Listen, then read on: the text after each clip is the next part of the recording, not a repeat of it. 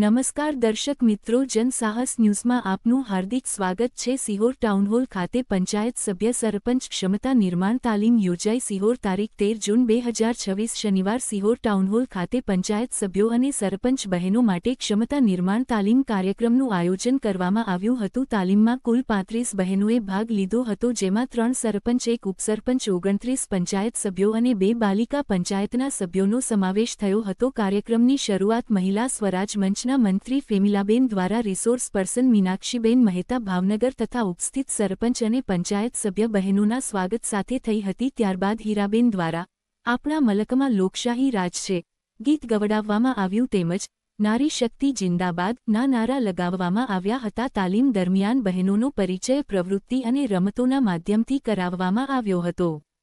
તેમાં બહેનોના શૈક્ષણિક સ્તર, પોતાના નામે આવાસ અને જમીન માલિકી અંગે માહિતી એકત્રિત કરવામાં આવી હતી। ભાગ લેનાર બહેનોમાં 3 ગ્રેજ્યુએટ, 2 12મું પાસ અને 5 10મું પાસ સભ્યો હતા।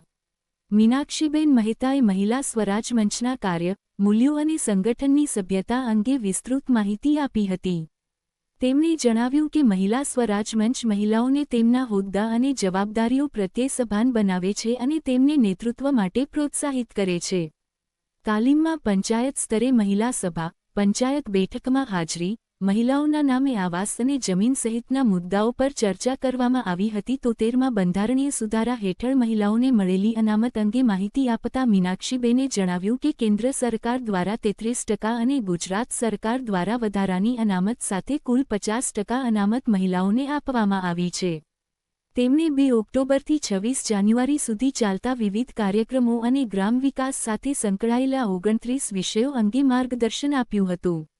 ઉપરાંત ગુજરાત સરકારની વિવિધ કલ્યાણકારી યોજનાઓ વિશે માહિતી આપતા જણાવ્યું કે વ્યક્તિને જન્મ પહેલાથી લઈને જીવનના અંત સુધી વિવિધ તબક્કે અનેક યોજનાઓનો લાભ મળી શકે છે। પ્રવૃત્તિ આધારિત તાલીમમાં ચોકલેટ ગેમ દ્વારા બહેનોમાં ઉત્સાહ વધારવામાં આવ્યો હતો અને સરળ ઉદાહરણો દ્વારા સમજાવવામાં આવ્યું હતું કે જે મહિલાઓ પોતાનું ઘર સંભાળી શકે છે તે ગામ અને પંચાયતનો વહીવટ પણ સફળતાપૂર્વક સંભાળી શકે છે। તાલીમ દરમિયાન જીપીડીપી, ગ્રામ પંચાયત વિકાસ યોજના, ટાઇડ અને એન્ટાઇડ ગ્રાન્ટ, જમીન સુધારણા, મત્સ્ય ઉદ્યોગ, મહિલાઓની આજીવિકા, હર ઘર નળ હર ઘર જળ યોજના, પ્રાથમિક અને માધ્યમિક શિક્ષણ તેમજ જુવેનાઇલ જસ્ટિસ એક્ટ અંગે વિસ્તૃત માહિતી આપવામાં આવી હતી।